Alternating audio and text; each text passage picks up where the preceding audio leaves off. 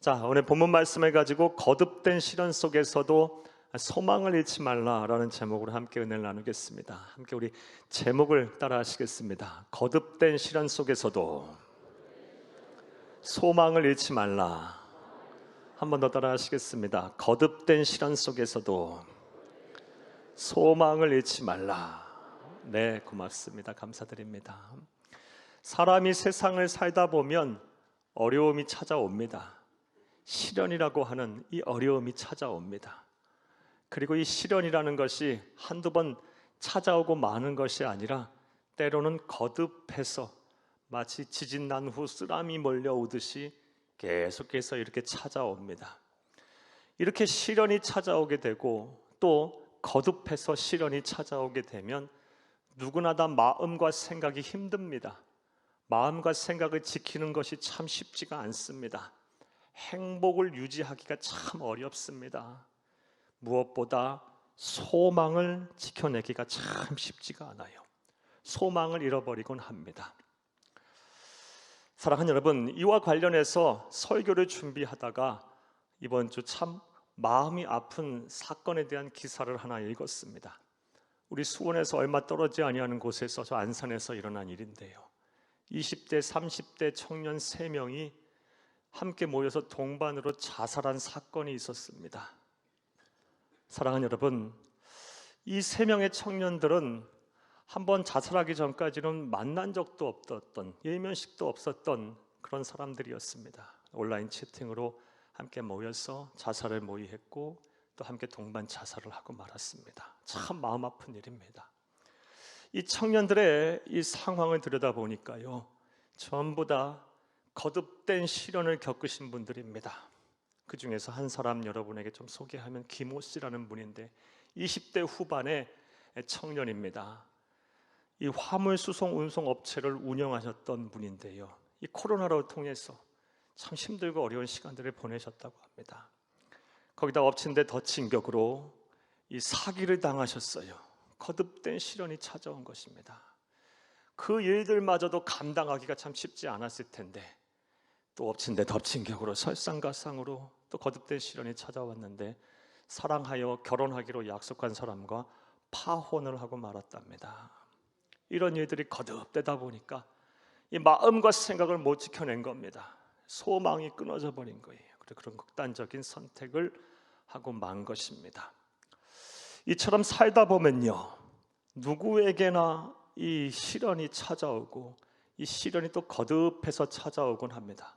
그리고 이런 일들을 겪게 되면 참 사는 것이 싫습니다. 힘듭니다. 그리고 소망이 끊어져 버립니다. 이것은 그리스도인이라고도 예외가 없습니다. 우리에게도 계속해서 찾아옵니다. 저는 담임 목사로서 우리 성도님들 가운데 이 시련을, 계속된 시련을 겪으셨고 또 겪고 계신 분들 많이 알고 계십니다. 먼저 어떤 성도님들은 이 병에 걸려서 참 오랜 시간 동안 고생을 하고 계신데 엎친 데 덮친 격으로 직장과 사업장이 어려워져서 생활고로 인해서 또 어려워하고 계신 분도 계십니다. 또 어떤 분들은 이 생활고로 어려운 상황, 경제적으로 좀 어려운 상황 속에 계시는데 가정이라도 좀 평화하고 평화롭고 화목하면 얼마나 좋겠습니까? 또 위안을 삼겠죠. 힘을 얻겠죠. 그런데 가정이 막 불화가 일어나고 무엇보다 자녀들의 앞길이 막히고 또 자녀들이 막 탈선을 하고 이런 일들로 인해서 또 엎친 데 덮친 격으로 거듭된 시련으로 인해서 힘들고 어려운 시간들을 보냈고 또 보내고 계신 분들이 참 여러 분 계십니다. 또 어떤 분들은 사랑하는 사람들 떠나보냈는데요, 또 내 몸까지 병이 들어서 엎친 데 덮친 격으로 거듭된 시련 속에 계신 분들 또 의외로 여러분들 계십니다. 참 이런 분들 생각할 때마다 불행한 사람은 왜 더 이렇게 불행해지는지 이런 생각도 해보게 되고요. 참 안타까운 심정이 이루 말할 수가 없습니다. 매우 안타깝고 속상하고 마음이 아픕니다. 당사자들은 얼마나 또 힘들고 어렵겠습니까? 이러한 거듭된 시련 속에 계신 분들 큰 힘을 내시기를 간절히 바랍니다. 하나님의 특별하신 은혜와 섭리가 여러분들과 함께 하기를 간절히 주의 이름으로 축복합니다. 그런데 문제는 우리 그리스도인에게는 거듭된 시련이 찾아온다 하면 소망을 잃지 않으면 됩니다. 하지만 문제는 무엇이냐? 대부분의 성도들이 불신자들과 다름없이 이 거듭된 시련 속에서 소망을 잃어버린다는 것입니다. 우리 그리스도인에게는 이 소망이라는 것이 참으로 중요합니다. 소망은 믿음의 한 형태입니다. 믿음이 있는 자가 소망이 있는 거예요. 그리고 그러하기에 이 소망을 잃지 않고 있으면 하나님께서 반드시 그와 함께 하셔서 상황을 변화시키시고 거듭된 시련 속에서도 다시 살아갈 힘을 주시고 회복을 시키십니다. 그런데 안타깝게도 많은 성도님들이 거듭된 시련 속에서 소망을 잃어버려요. 그래서 삶이 망가지고 또 신앙도 망가지시는 분들이 참 많습니다. 사랑하는 여러분, 여러분에게 한번 여쭤보겠습니다. 여러분들 어떠하셨고 또 지금 어떻게 하고 계십니까? 그래서 오늘은 이 문제를 좀 고민해보고 생각을 해보려고 합니다. 거듭된 시련 속에서 우리가 소망을 잃지 않으려면 어떻게 하면 될까? 이 답을 본문에서 좀 생각해보며 은혜를 나누겠습니다. 큰 은혜의 시간 되기를 간절히 주의 이름으로 축복합니다. 축복합니다. 사랑하는 여러분, 거듭된 시련 속에서 우리 그리스도인들이 소망을 잃지 않으려면 어떻게 하면 될까요? 이 앞서서 먼저 본문의 내용 설명부터 좀 여러분에게 해드리겠습니다. 오늘 본문 말씀은 지금으로부터 약 2800년 전에 일어난 사건에 대한 기록입니다. 2800년 전, 여러분 감히 생각이나 좀 되십니까? 참으로 오래전의 일입니다. 그런데 성경을 볼 때마다 느끼는 것, 2800년 전이나 지금이나 사람 사는 건 다 똑같습니다. 고민하는 문제들이 크게 다르지 않다는 것을 알게 돼요. 오늘 본문을 보게 되면 한 여인이 나옵니다. 이 여인에게는 남편이 있었고요. 이 남편은 이 주의 종인 엘리사의 제자였습니다. 그러니까 아마도 이 여인의 남편은 선지자였던 것 같습니다. 정식 선지자는 아니었던 것 같고 아마 견습 선지자 정도 되지 않았을까라는 생각이 듭니다. 오늘날로 말하면 이 목사가 되기 위해서 과정을 밟고 있는 전도사님들 같은 분들이 아닐까라는 생각이 듭니다. 아마도 열왕기상 19장 18절 말씀에 보면 일찍이 엘리야에게 하나님께서 말씀하시기를 바알에게 무릎을 꿇지 않고 그의 입 맞추지 아니하는 7,000명을 이스라엘에게 남겨놓았다라고 했는데 그 중에 한 사람이 아니었을까라는 생각도 해보게 됩니다. 자, 그런데 그런 분이 이 사랑하고 아주 젊은 아내와 또 2명의 어린 아들들을 남겨놓고 그만 급사하고 말았어요. 죽고 말았어요. 그러니 남겨진 가족들이 얼마나 힘들었겠어요. 특별히 이 젊은 아내가 얼마나 힘들었겠습니까? 졸지에 청산과부가 됐으니 얼마나 힘들었겠어요. 참 힘들고 외롭고 두렵고 또 막 생활고로 인해서 힘들고 어려웠을 거예요. 특별히요. 자, 그런데 슬퍼할 겨를도 없이 엎친 데 덮친 격으로 거듭된 시련이 찾아왔습니다. 가정에 큰 빚을 지고 만 것이에요. 그 빚이 어떻게 지게 됐는지 또 정확히 알 수 없지만 아마도 이런 생각들을 해볼 수 있을 거예요. 남편이 세상을 떠나기 전 보증을 잘못 썼을 수도 있을 것이고 또 큰 빚을 졌을 수도 있었을 것이고 또 남편이 갑자기 급사하다 보니 살기 위해서 이곳저곳 돈을 빌리다 보니 그만 눈덩이처럼 빚이 늘어났을 수도 있었을 거예요. 어찌됐든 간에 이 집안에는 지금 엎친 데 덮친 격으로 설상가상으로 거듭된 시련이 찾아왔습니다. 급기야는 이 빚을 감당할 수 없을 지경이 돼서 채무자들이 찾아와 2 아들을 종으로 삼겠다고 협박까지 하고 있습니다. 사랑하는 여러분, 사정이 이 정도 된다고 했다면 이 여인의 마음이 어땠을까요? 이 여인의 마음 헤아리는 거 그리 어렵지 않을 거예요. 우리가 이 여인의 마음을 좀 감정이입을 한번 해보겠어요. 얼마나 힘들까요? 남편 잃은 그 상심한 마음도 가시지 않은 상황에서 빚을 갚아야 되고요. 빚은 감당할 정도가 안 되고요. 이제 막 채무자들이 와서 2 아들마저 종으로 끌고 가겠다고 그래요. 이거 살아도 사는 것이겠습니까? 숨이 턱턱 막혔을 거예요. 자기 홀몸이라면 진작 어떻게 극단적인 선택도 하려고 했을지도 몰라요. 하지만 어린 두 아들 남겨놓고 그렇게 쉽게 세상을 포기할 수 있는 그런 부모가 어디 있어요? 또 그래서도 안 되고요. 네. 얼마나 힘들었을까요? 그 마음은 뭐 이루 헤아릴 수 없었을 거예요. 그래서 이 여인은 이제 하다못해 주의 종 엘리사에게 찾아가게 됩니다. 그리고 엘리사에게 자초지종을 설명해요. 그러자 이제 엘리사가 이 여인에게 물어요. 내가 너에게 어떻게 했으면 좋겠냐? 너의 집에 남아 있는 것이 무엇이냐라고 묻습니다. 그러자 이 여인이 대답하기를 기름 한 그릇 외에는 우리 집에 남아 있는 것이 없어요. 그 얘기를 듣자 주의 종 엘리사가 이제 이야기를 합니다. 너는 온 동네를 다니며 그릇들을 다 빌려와라. 빈 그릇을 다 빌려와라. 그리고 너의 두 아들과 함께 문을 걸어 잠그고 그 기름을 한 그릇 있는 그 기름을 그 빈 그릇 때마다 다 담아라 라는 명령을 해요. 어찌 보면 말이 안 되는 명령이죠. 그런데 이 여인이 그 말에 순종했어요. 그러자 놀라운 하나님의 기적이 일어났습니다. 그릇마다 기름을 채우는데 기름이 떨어지지가 않아요. 그 그릇들마다 기름이 가득 차게 됐어요. 기적이에요, 기적. 그리고 그 기름들을 팔아서 빚을 다 청산을 하고 가난에서 벗어나게 됐으며 결국 거듭단 시련 속에서도 소망을 잃지 않게 되었습니다. 자, 이것이 오늘 본문의 내용이에요. 자, 이제 이러한 내용 이해를 바탕으로 생각을 해보겠어요. 우리 또한 거듭된 시련 속에서도 소망을 잃지 않으려면 우리가 무엇을 어떻게 해야 할까요? 자, 이제부터 따라하시겠습니다. 첫째로 내게 무엇이 남아 있는지를 살펴야 합니다. 내게 지금 무엇이 남아 있는지를 살펴야 돼요. 거듭된 시련 속에서도 소망을 잃지 않으려면 지금 내게 무엇이 남아 있을까를 잘 살펴야 합니다. 사랑하는 남편을 잃고 감당할 수 없는 빚까지 진 상황에서 채무자들이 와서 두 아들을 종으로 끌고 가겠다고 하는 협박을 받자 이 여인은 이제 주의 종 엘리사에게 찾아가서 자초지종을 설명해요. 그때 엘리사가 무슨 대답했습니까? 2절을 함께 읽겠습니다. 엘리사가 그에게 이르되 내가 너를 위하여 어떻게 하랴? 네 집에 무엇이 있는지 내게 말하라. 그가 이르되 계집종의 집에 기름 한 그릇 외에는 아무것도 없나이다 하니. 아멘. 네 집에 무엇이 남아 있느냐? 네게 무엇이 있느냐를 물었어요.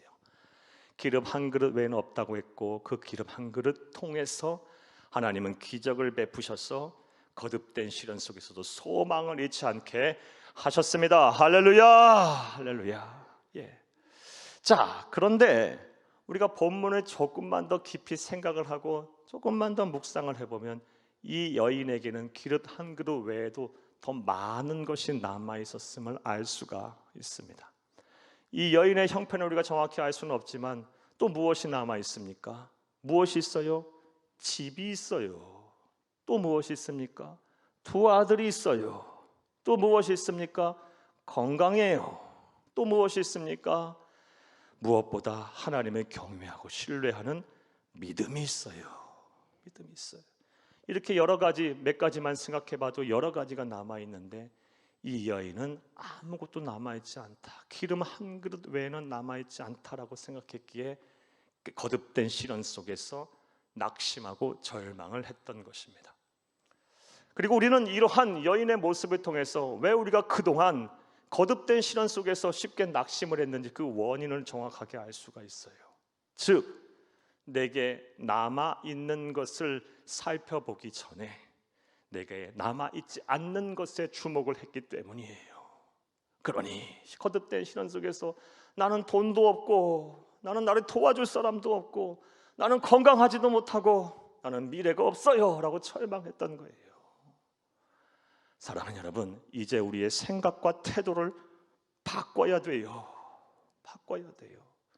거듭된 시련 속에서 소망을 잃지 않으려면 지금 내게 무엇이 남아있는가부터 냉철하게 살펴보시기를 간절히 주의 이름으로 부탁을 합니다. 그런 후에 하나님께서 그것을 가지고 일하실 것을 기대하세요. 소망을 잃지 마세요. 하나님은 그것 가지고 일하실 수 있어요. 기름 한 그릇 가지고 온 집안을 변화시켰어요. 여인의 눈물을 닦아주셨고 그 마음을 시원케 하셨습니다. 그러므로 우리 또한 거듭된 이 시련 속에서 내 마음과 생각을 지키고 소망을 잃지 않으려면, 잠든 행복을 다시금 얻으려면 우리가 무엇을 해야 돼요? 내게 남아있는 것이 무엇일까? 하나님이 쓰실 것이 무엇이 남아있는가를 냉철하게 살펴보세요. 거기서부터가 시작이에요.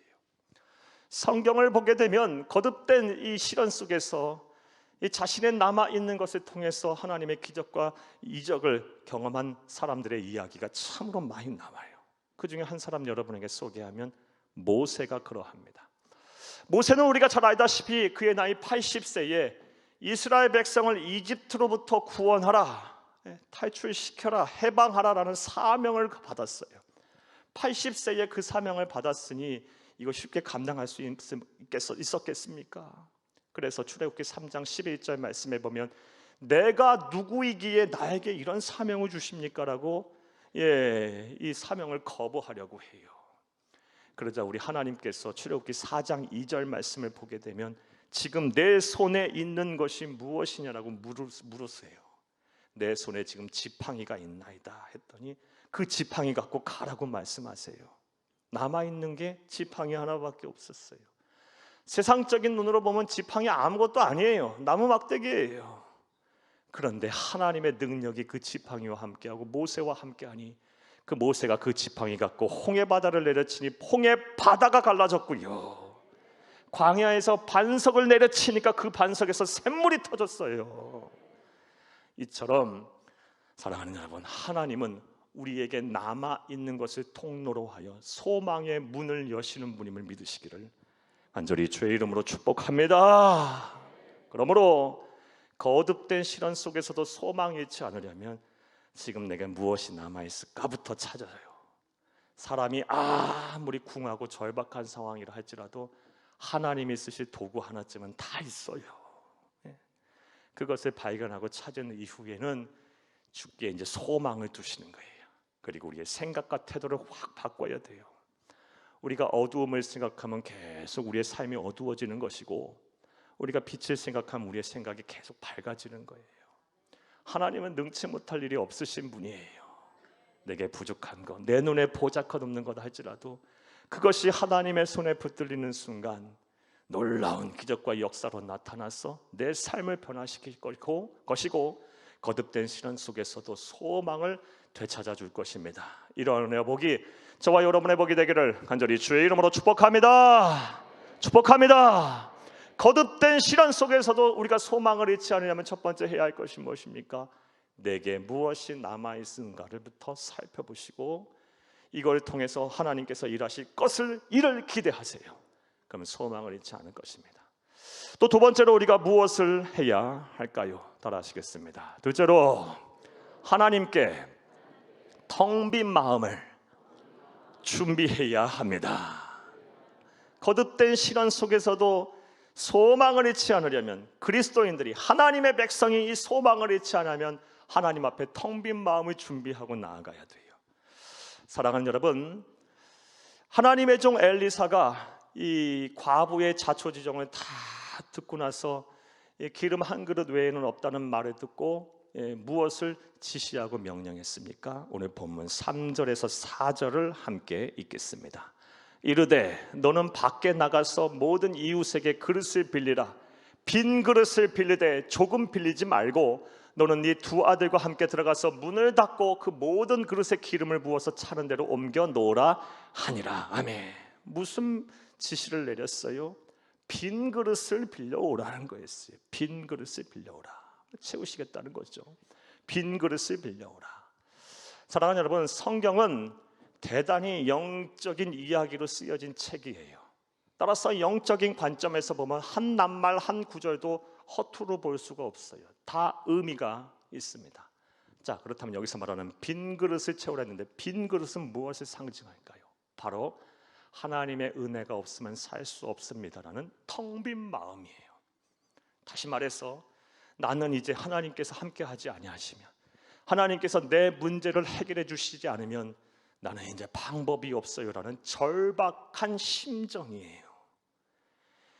사랑하는 여러분, 거듭된 시련 속에서 소망을 잃지 않으려면 하나님의 기적과 역사를 경험해서 그 역사를 통해서 내가 소망을 잃지 않으려면 하나님 외에는 나는 방법이 없어요. 하나님 외에는 나는 방법이 없어요.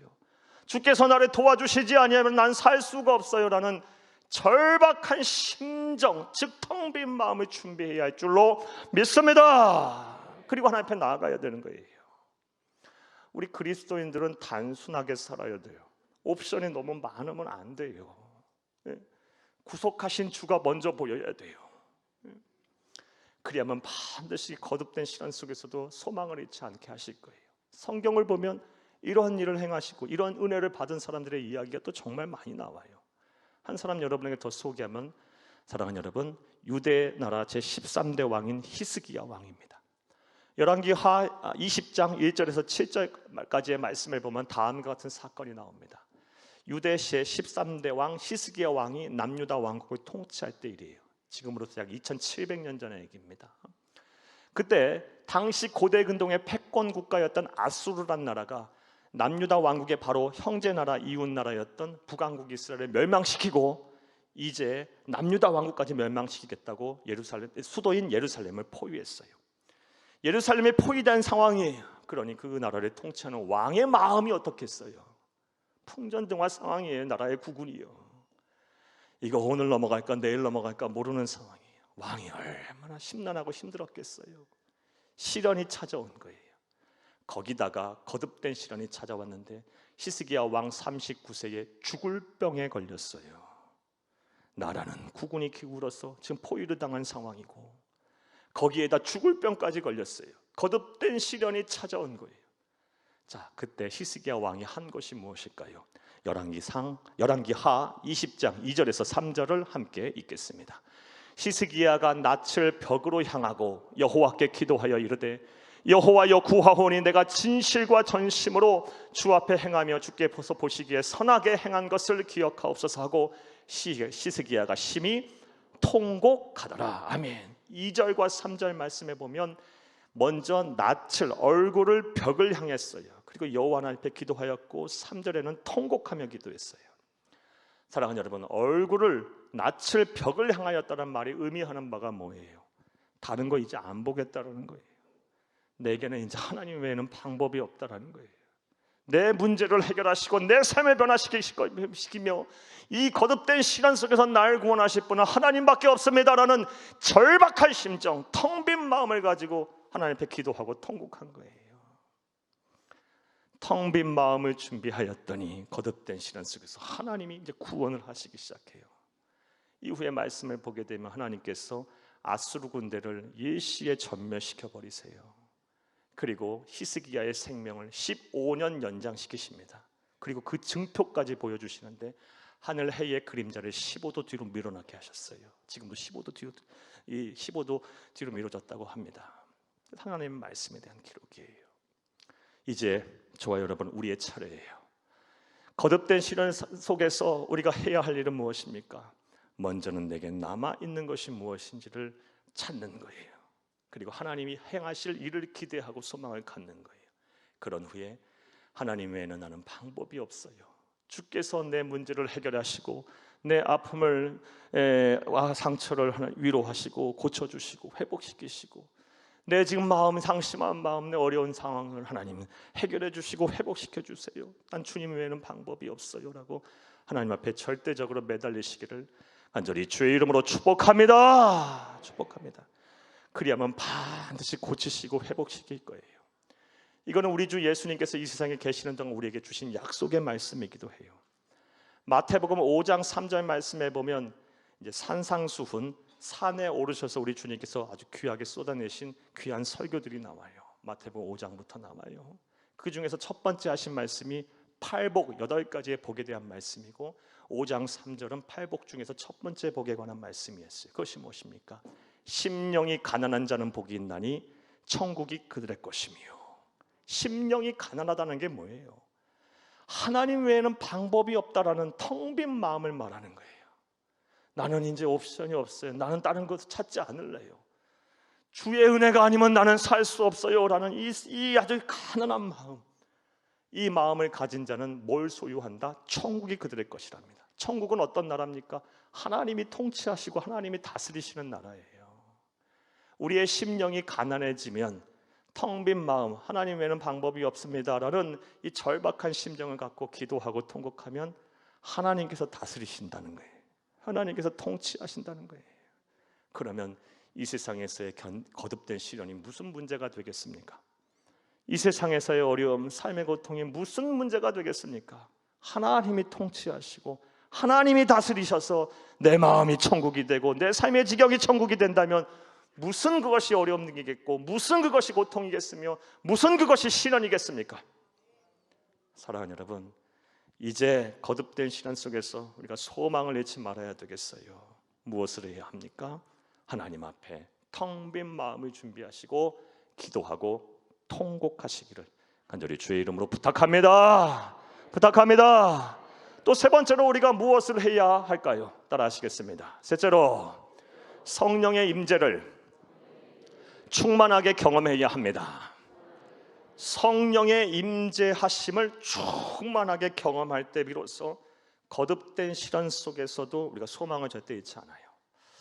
사랑하는 여러분, 이 사랑하는 남편을 잃고 또 감당할 수 없는 빚까지 지었던 그 여인, 그래서 두 아들마다 종으로 빼앗길 그런 위기에 처해 있을 때 이 엘리사는 무엇이 남아있느냐라고 물었고 기름 한 그릇 외에는 남아있지 않다라고 대답했으며 빈 그릇을 가져와서 채우라고 했어요. 이 말에 순종해서 이 여인이 두 아들과 함께 기름을 빈 그릇에 부었을 때 어떠한 일들이 일어났을까요? 5절에서 7절을 함께 읽겠습니다.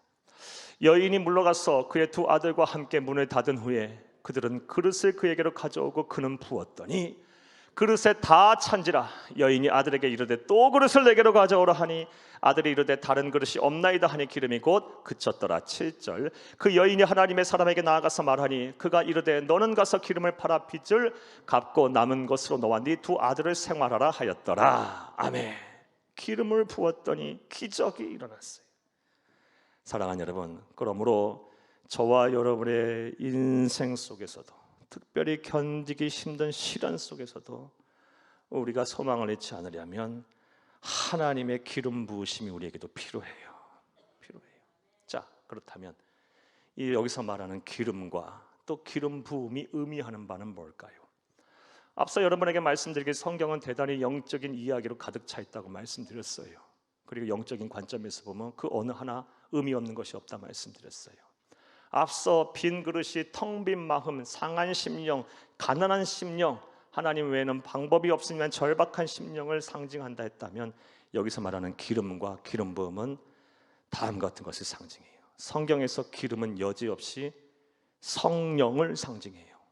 그리고 기름 부음은 성령의 임재를 상징합니다. 거의 여지없이 거의 대부분이 그렇게 상징해 받아들이면 돼요. 이것은 특별히 사무엘상 10장 말씀을 통해서 알 수 있습니다. 사무엘상 10장 말씀에 보면 다음 같은 사건이 나옵니다. 사무엘상 10장 시점에 이스라엘은 하나님께서 직접 통치하시는 신정국가였어요. 그런데 그 당시 사람들이 더 이상 하나님의 통치를 받고 싶지 아니했어요. 악을 행한 거죠. 우리도 다른 고대 근동의 나라들처럼 우리에게도 왕을 세워주세요. 왕에게 통치를 받고 싶어요 라고 하나님께 막 요구했어요. 근데 하나님은 사랑이신지라 그것도 받아주세요. 그래서 사무엘 선지자를 통해서 사람 하나를 선택하게 하셨고 그 선택된 사람이 바로 사울 왕입니다. 또 하나님께서는 또 명령하셨어요. 기름 한 병을 가져다가 사울 왕의 머리에 부어라. 그리고 왕을 세우라고 말합니다. 이렇게 행하자 사무엘상 10장 10절 말씀을 보게 되면요, 기름을 사울 왕에게 선지자가 붓는 순간에 성령이 임했어요.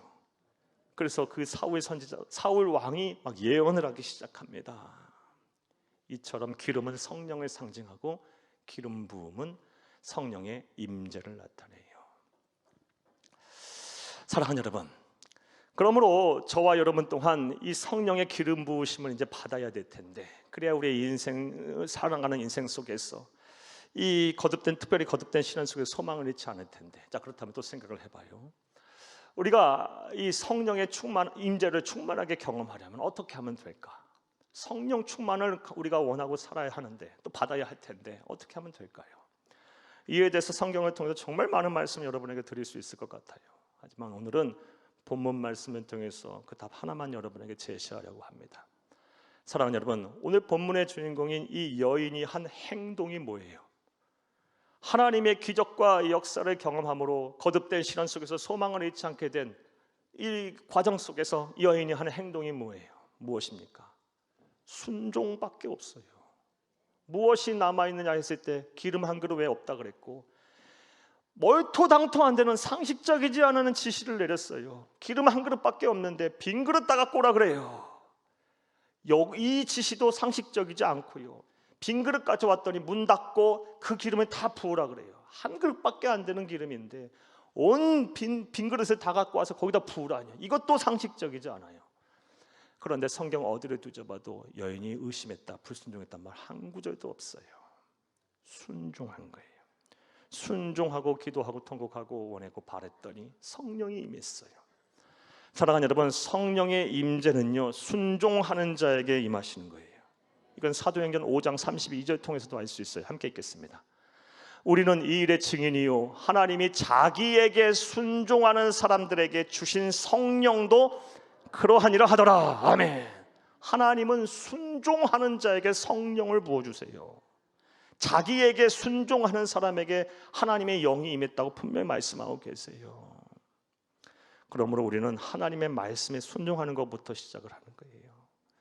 모이기를 패하는 어떤 사람의 습관처럼 하지 말고 그날이 가까울수록 모이기에 힘쓰라 말씀하셨으니, 예배를 생명과 같이 귀하게 여기면서 잘 모여서 하나님 앞에 거룩한 마음으로, 경건한 마음으로 예배를 잘 드려야 돼요.